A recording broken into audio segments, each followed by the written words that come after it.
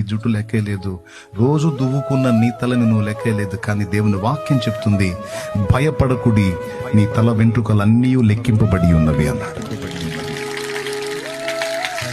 Brother, ఎంత interest తెలుసాను అంటే దేవునికి, నువ్వు అనుకుంటావు నన్ను పట్టించుకోవడానికి. నేను చెప్తున్నాను, ఒక్క రోజు కూడా నిన్ను మర్చిపోయిన రోజు లేదు దేవుడు.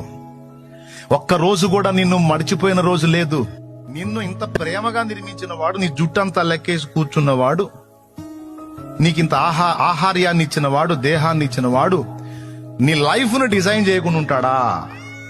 నేను చెప్పనా, నీకు ఎప్పుడెప్పుడు ఏమేమి కావాలో, ఎప్పుడెప్పుడు ఏమేమి రావాలో, ఏ టైంకి ఏది అందాలో ముందే సిద్ధపరిచి ఉంచాడు. నువ్వు అనవసరంగా జుట్టు పీక్కోవద్దు. నమ్మితే స్తోత్రం చెప్పు. రెండు చేతులు కష్టపడి చదివానా, నాకు ఇంకా జాబ్ లేదంటే పిచ్చోడా, ఉంది, లైన్ లో ఉంటది.